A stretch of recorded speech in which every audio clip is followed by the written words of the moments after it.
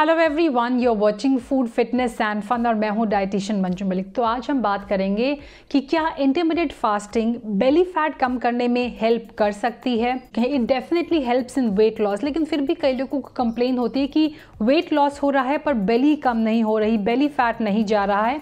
तो आज हम बात करेंगे कि क्या इंटरमिटेंट फास्टिंग बेली फैट को कम करने में भी हेल्प कर सकता है या इंटरमिटेंट फास्टिंग से बेली फैट कम नहीं होता।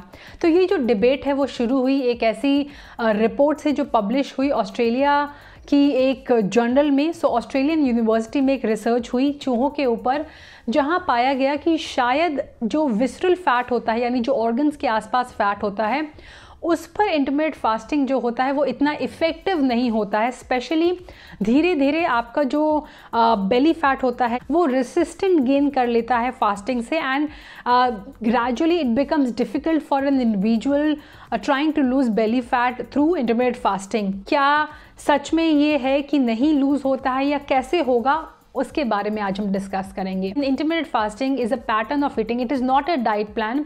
एक तरीका है ये खाने का जिसमें आप अपने पूरे दिन को दो विंडो में डिवाइड करते हैं। एक विंडो आपकी ईटिंग विंडो होती है, एक विंडो आपकी फास्टिंग विंडो होती है। और ये जो स्टैंडर्ड विंडो होती है उसे कहते हैं 16-8 की विंडो, जहाँ 16 आवर्स आप फास्ट करते हैं। लेकिन मैं हमेशा से ही 14-10 की विंडो को सपोर्ट करती आई हूँ। मैं हमेशा कहती हूँ कि 14-10 की जो विंडो है वो स्टैंडर्ड विंडो होनी चाहिए, because specially for females the 16-8 window doesn't work और कई बार उसके साइड इफ़ेक्ट्स हो सकते हैं फीमेल्स के लिए। वो सारी वीडियोज़ के लिए जो मैंने इससे पहले बनाई हैं आप मेरी प्लेलिस्ट देख सकते हैं इंटरमिटेंट फास्टिंग पे। लेकिन आज हम बात करेंगे क्या बेली फैट कम कर सकता है इंटरमिटेंट फास्टिंग। तो जो रिसर्च हुई थी उसमें पाया गया था कि चूहों को इंटरमिटेंट फास्टिंग कराई गई थी, लेकिन जो फास्टिंग का तरीका था वो ये था कि उन्हें एक दिन खाना दिया था, एक दिन नहीं खाना दिया था। ऐसे में धीरे धीरे देखा गया कि उनका जो फैट है, जो बेली फैट है, उसने रेसिस्टेंट गेन कर लिया, उसने बड़ी इजीली उसे अडेप्ट कर लिया पैटर्न को और वो कम नहीं हुआ, बल्कि उसकी स्टोरिंग की पावर जो है वो इंक्रीज हो गई। यानी जो बेली के आसपास फैट है उसकी कैपेसिटी इकट्ठा होने की इंक्रीज हो गई। तो ऐसा क्यों हुआ? सबसे पहले बात करते कि कैसे इंटरमिटेंट फास्टिंग से वेट लॉस होता है। तो जब आप लंबे टाइम तक खाना नहीं खाते हैं तो आपके पास कोई इमीडिएट एनर्जी का सोर्स नहीं है, तब आपकी बॉडी ग्लाइकोजन सोर्स को यूज़ करती है। यानी जिस तरह हम हमेशा सेविंग्स रखते हैं उसी तरह हमारी बॉडी के पास ये सेविंग्स होती हैं जिसे हम इमीडिएटली, जैसे सेविंग अकाउंट से आप जल्दी से पैसे निकाल सकते हैं, वैसे ही हमारे मसल्स के अंदर ये सेविंग्स होते हैं एनर्जी के, और हमारे लिवर के अंदर। तो जब इमीडिएट एनर्जी ख़त्म हो गई तो हमारी बॉडी उसे यूज़ करती है। अगर वो भी ख़त्म हो जाती है तो हमारी बॉडी जो होती है वो यूज़ करती है फैट की एनर्जी। तो ये जो एनर्जी होती है वो फैट के तौर पे भी हमारी बॉडी के अंदर स्टोर होती है, स्पेशली एब्डोमिनल एरिया के आसपास। जब हम लंबे टाइम तक नहीं खाते हैं, इमीडिएट एनर्जी का सोर्स ख़त्म हो गए हैं, सेविंग्स भी हमारी ख़त्म हो गई, तब हम अपने फैट सोर्स को यूज़ करते हैं। लेकिन ये जो फैट स्टोर्स होते हैं हमारी बॉडी हमेशा रेसिस्ट करती है। इन जनरल भी हमारी बॉडी लाइक नहीं करती है उन फैट स्टोर्स को यूज़ करने के लिए। तो जब भी आपने देखा होगा कि आपने बहुत देर तक कुछ नहीं खाया है तो आपको चक्कर आते हैं, आप बहुत लो महसूस करते हैं, आपकी हार्मोन्स नेगेटिवली इफ़ेक्ट करते हैं, आपका स्ट्रेस लेवल इंक्रीज़ होता है। तो ये सारे आपकी बॉडी के एक तरीका है आपको बताने का कि हमें डायरेक्ट कोई इमीडिएट एनर्जी का स्टोर दें, हम नहीं उस फैट स्टोर को यूज़ करना चाहते हैं। तो ऐसे में ग्रेजुअली उन्हें टैप करना ज़रूरी है। इतने लंबे टाइम का अगर ब्रेक देंगे आप 24 घंटे, जैसे माउस को 24 घंटे खिलाया गया, 24 नहीं तो इतने लंबा अगर अब आप ब्रेक देंगे तो ऑटोमेटिकली आपकी बॉडी का मेटाबॉलिज्म लो हो जाएगा और वो स्टोरिंग प्रोसेस में चली जाएगी कि पता नहीं इतना लंबे लंबे टाइम तक खाना नहीं मिल रहा है। सर्वाइवल मोड पर जाने के बाद आपकी बॉडी ऑटोमेटिकली ये चीज़ करेगी। तो इसीलिए लंबे आवर्स का जो ये फंडा है, कई लोग मुझसे पूछते हैं कि can we reduce the window to 20 hours, can we reduce further, क्या हम ओमाद डाइट यानी 1 मील इन अ डे की डाइट फॉलो करें। So specially for females because of the reasons, because उनके हॉर्मोन्स जो हैं वो डिफरेंट होते हैं, बहुत जल्दी उनका स्ट्रेस हार्मोन जो होते हैं कॉर्टिसोल वो इंक्रीज़ हो जाते हैं, उनके हंगर हार्मोन्स रिवोल्ट करते हैं, तो उनके लिए इतना लंबे घंटे तक इसे फॉलो करना ठीक नहीं है। सो बेसिकली ये सब होता है प्रिजर्वेशन के मोड पे जब आपकी बॉडी चली जाती है। ऐसे में क्या होता है कि आपने खाया और इमीडिएटली उसे यूज़ करने के बदले आपकी बॉडी उसे प्रिजर्व करने की कोशिश करती है कि बचा लो जितना हो सके, क्योंकि आगे खाना नहीं मिलेगा। सो नंबर 1 जो मेरा टिप है कि आप अपनी विंडो जो है वो ठीक से फॉलो करें। That is always make sure कि when you start intermittent fasting, start with a window that is comfortable to you. जो बिगनर्स के लिए विंडो है वो 12-12 की विंडो ठीक है, यानी सुबह 8 बजे खाया, रात को 8 बजे लास्ट मील खा ली। ग्रेजुअली आप अगर मूव करेंगे और आपको चैलेंज करना है आपकी बॉडी को, तो आप उस विंडो को तब छोटा कर सकते हैं 13-11 का, 14-10 का।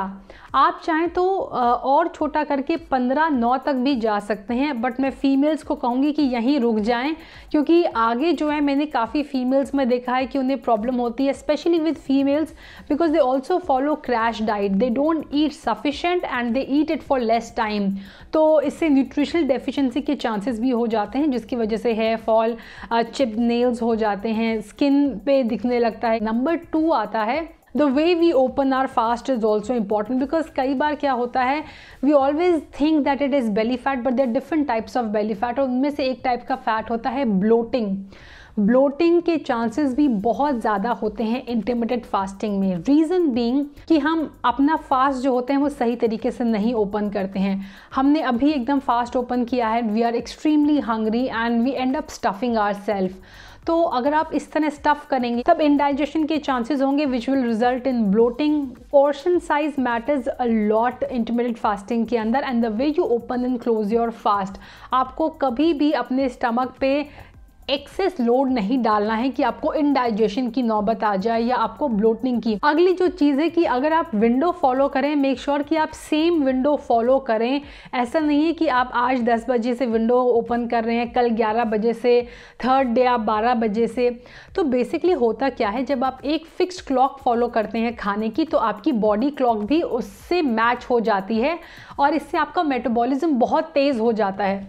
जैसे कि हमारी जो बॉडी है वो स्लीप के पैटर्न को भी फॉलो करती है। अगर आप एक हफ्ता एक ही टाइम पर सोते हैं, एक ही टाइम पर उठते हैं, तो आपकी बॉडीली क्लॉक जो होती है उससे यूज्ड टू हो जाती है और आप बिना अलार्म क्लॉक पे भी सेम टाइम पर उठने में सक्सेसफुल हो जाते हैं। इसी तरह आपकी बॉडी क्लॉक जब आपके खाने के टाइम से मैच हो जाएगी, उससे फेमिलियर हो जाएगी कि हाँ टाइम हो गया है, अभी खाने मिलेगा, तो वो अपने आप को रेडी रखता है कि हमें उस फूड को मेटाबोलाइज करना है, उस फूड को प्रोसेस करना है। तो your body will be ready for that process. तो उसके लिए बहुत ज़रूरी है कि एक फिक्स टाइम ही आप फॉलो करें for a longer period of time. ऐसा नहीं कि आप सैटरडे संडे हर हफ्ते कोई और टाइम फॉलो कर रहे हैं। Saturday Sunday you getting up at 12 o'clock, तो आपकी विंडो 1 बजे स्टार्ट हो रही है। बाकी डेज यू हैव ऑफिस, तो आपकी विंडो 8 o'clock से स्टार्ट हो रही है। This will cause a disruption and this will actually lower down your metabolism instead of improving it. तो एक टाइम आपको फॉलो करना है ताकि आपका मेटाबॉलिज्म, आपकी बॉडी उससे यूज टू हो जाए। Next is exercise. So obviously exercise से आप डायरेक्टली अपने बेली फैट को कम नहीं कर सकते, लेकिन आपका ओवरऑल फैट उससे कम होगा। Intermittent fasting without exercise is actually you just doing 50% of the work that you're required to do for weight loss. HIIT training आप ऐड कर सकते हैं, स्ट्रेंथ ट्रेनिंग आप ज़रूर ऐड करें, एंड हो सके तो अपने एक्सरसाइज को अपने ईटिंग या फिर ईटिंग विंडो के अंदर या उससे क्लोज रखें। यानी जैसे ही आपने एक्सरसाइज खत्म किया उसके बाद आपका ईटिंग विंडो स्टार्ट हो रहा है, इससे आपको रिकवरी में भी मदद मिलेगी।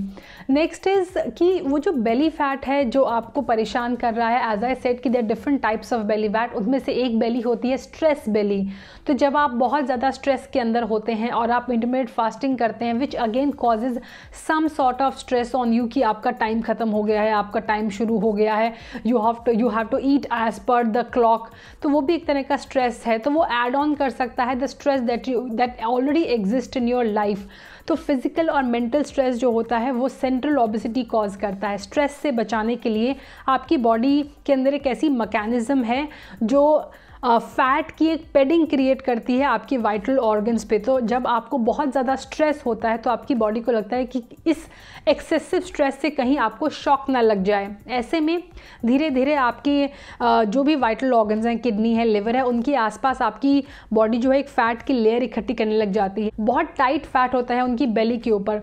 तो वो स्ट्रेस का जो फैट है वो इंटरमिटेंट फास्टिंग से कम नहीं होगा। वो स्ट्रेस बेली अगर आपको कम करनी है तो उसके लिए स्ट्रेस आपको कम करना होगा।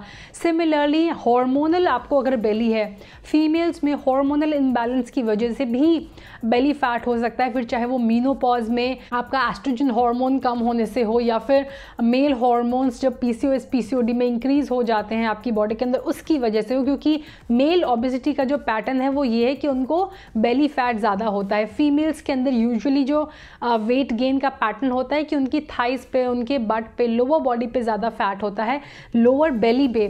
लेकिन अगर आपके अंदर मेल हार्मोन्स का डोमिनेंस हो गया है हार्मोनल इम्बैलेंस की वजह से, तो आपकी अपर बेली के ऊपर भी फैट ज़्यादा हो सकता है।